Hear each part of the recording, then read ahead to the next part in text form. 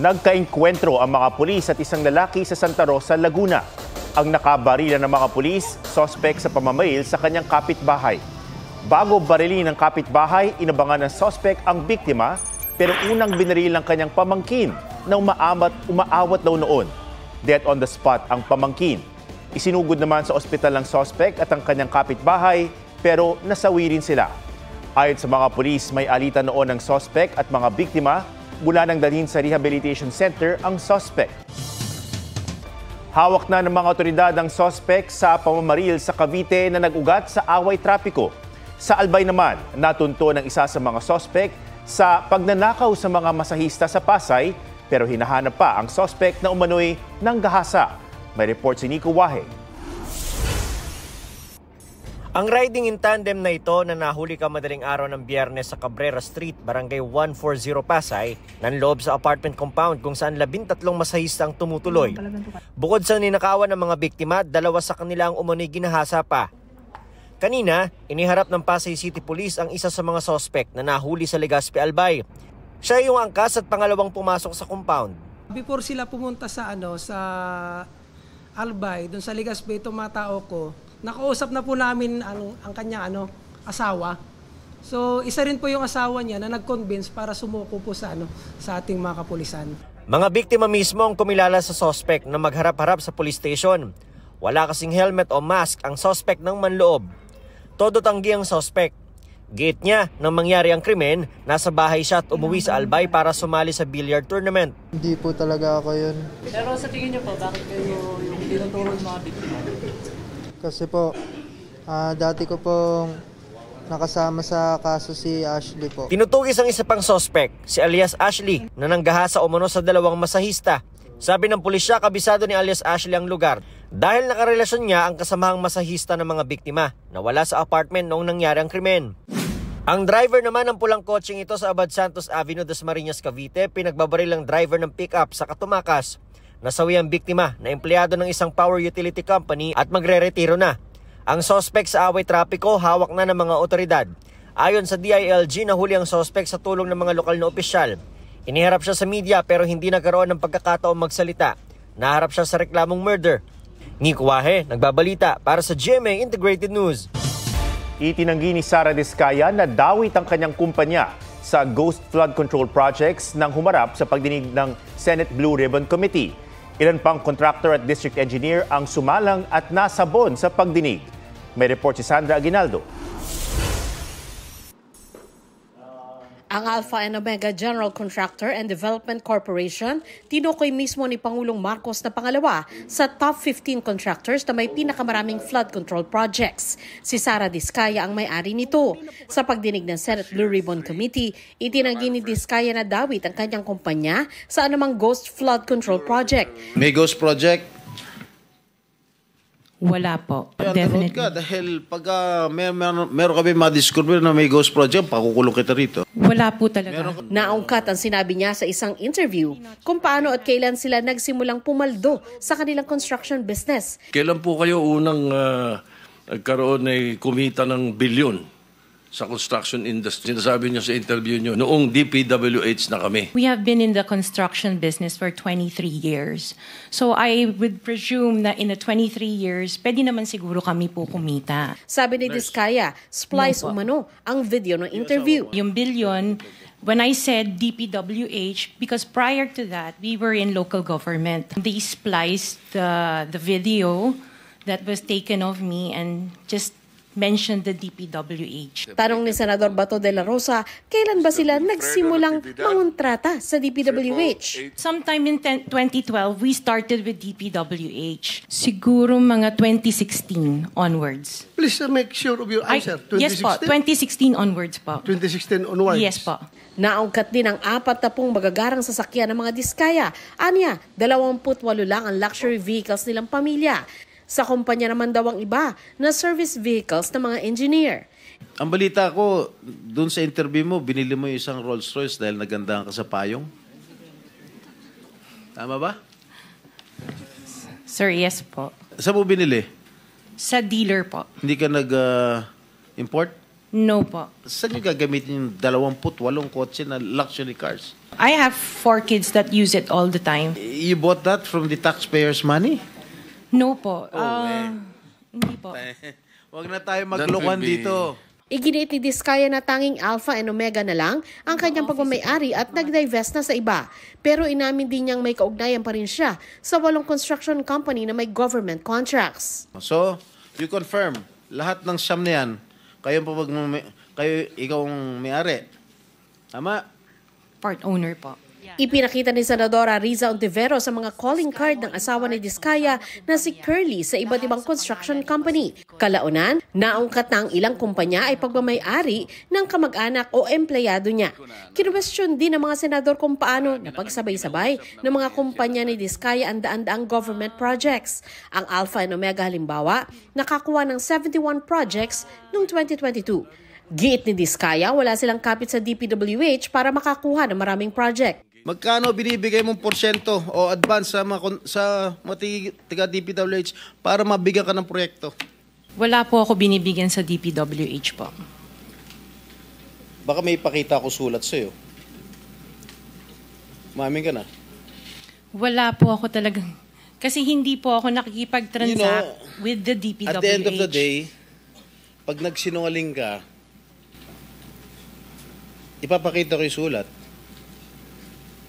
Mino mo. Di ba umabot hanggang 40%? Sa DPWH, wala po akong kausap talaga. Tinanong naman ni Senador Bongo si Diskaya kung totoong nakapartner na nila sa proyekto ang kumpanyang nakapangalan sa kanyang ama na CLTG Builders. Miss Diskaya, hindi po kita kilala. Alam mo ba ang proyekto ninyo na naiulat kasi ngayong araw, ngayon lang, na joint venture nyo raw po ang CLTG? 2017? I think so, yes, before. Doon na ipinunto ni Go na kailanman ay hindi siya nakikialam sa kumpanya ng kanyang pamilya. If meron pong deficiencies at meron silang pagkukulang, ako mismo po ang magre-rekomenda sa committee ito na kasuhan sila. Kahit kamag-anak ko, kahit involved sa kahit na anuman pong pagkakamali, kasuhan niyo po sila. Sinabun din ang may-ari ng Wawaw Builders na iniuugnay rin sa ilang ghost projects sa Bulacan. I invoke my incrimination in your honor.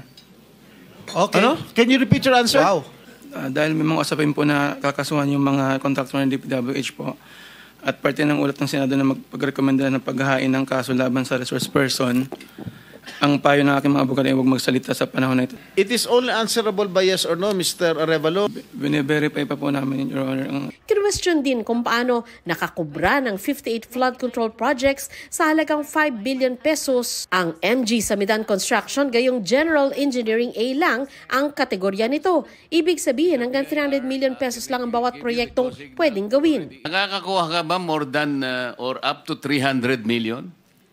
Ay, hindi po, Your Honor. Kasi pag ang ginawa mo, bin-recap mo, ito yung splitting of contract. Halimbawa, 500 million. Ang ginawa mo in cahoots with the DPWH district engineer, 100, 100, 100. O, in-split mo yung contract. Then you were able to circumvent the law. Malalaman po namin yun eh. Inamin naman ni dating Bulacan 1st District Engineer Henry Alcantara na ilang flood control projects sa Bulacan ang di makita o ghost projects o may problema. Aniya, nang marinig ang State of the Nation address ng Pangulo, nagpa-audit siya sa mga dating tauhan sa mga flood control projects sa Bulacan na sina Engineer Bryce Hernandez at isang Engineer Galang. Inireport daw nila kay dating DPWH Secretary Manuel Bunuan ang problema. Pag-amin ni Alcantara, may kapabayaan siya nang magtiwala sa pirma ng mga tauhan niya kaya pumirma rin siya sa kontrata at proyekto. Isa pang inamin ni Alcantara. So nagkakasino po kayo? Inamin ko po, Your Honor, Mr. Chair.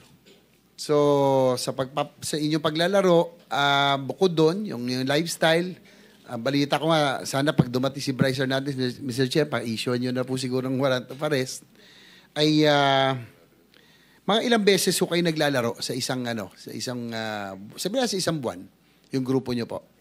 Mga 2 hanggang 3 po, Mr. Chair.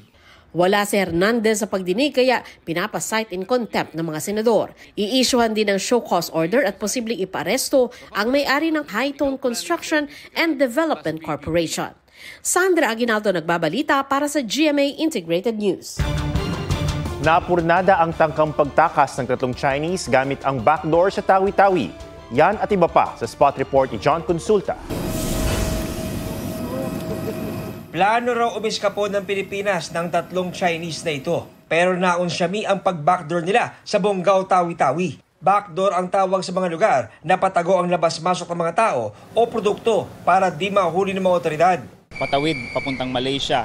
Itong mapa na ito ay parte pa ng Tawi-Tawi, kung saan ito nga ay isa sa mga ginagamit na tawiran nitong mga pugante or may mga kaso sa atin na Chinese or even Filipinos na nagtatakang tumakas palabas ng bansa. Unang naaresto sa Mapun Port ang mag-asawang Chinese na galing raw ng Cambodia at konektado rin umano sa Pogo. Itinimbre sila ng Tawi-Tawi Police. Sunod na nahuli ang isang napakilalang negosyante na namimili raw ng isda. Pero paso na ang kanyang visa at travel documents. Hindi na nagbigay ng pahayag ang mga dayuhan. Iniimbestigahan kung may Pilipinong tumutulong sa pag-backdoor nila. Sa Abulog, Cagayan, 2 minor de edad ang natagpuan ng kanilang ina na duguan sa kanilang kusina dahil sa pananaksak. Nasawi ang 14 anyos na dalagita habang kritikal ang 4 taong gulang na kapatid. Isang lalaking 17 anyos ang suspect. Ayon sa pulisya, isinuko siya ng sariling ama at sinampahan ng mga reklamong murder at frustrated murder. Wala pa siyang pahayag. John Consulta, nagbabalita para sa GMA Integrated News. Mahigit 800 ang nasawi at aabot sa 3,000 ang sugatan sa magnitude 6 na lindol sa Afghanistan. Gamit ang mga helicopter, tulong-tulong ang mga sundalong Taliban at mga residente sa pagsagip sa mga natabunan. Ayon sa mga otoridad, halos mabura na ang 3 komunidad sa tindi ng pinsala. Aminado ang mga medical team na mahirap ang pag-rescue dahil sa dami ng mga dapat sagipin at sa layo ng lugar na mabundok at pawala-wala pa ang signal. Ang Taliban government nananawagan na ng tulong mula sa international community. Anthony Constantino na amaze sa ganda ng Lake Cebu sa South Cotabato. Sa kanyang 4-day stay, nagustuhan daw ni Anthony ang laid-back and slow-paced life sa probinsya na ibang-iba sa Maynila at Amerika kung saan siya lumaki. Unforgettable din daw nang makilala niya ang pamilya ng nililigawan niyang si Shuvi Etrata. They're really so tight and I really admire that about their family. Played with her dad and against her dad, so I would say playing basketball was my most favorite activity there, because I was able to connect with her whole family there. Team Arellano sumakses sa Sydney Marathon. Full marathon para kay Drew, 10K kay Iya, habang naka-PR o personal record ang panganay nilang si Primo for 5K. Hold properly. Supportive dad naman si Dennis Trillo kay Dylan na sumubok mag-wall climbing. Yun nga lang,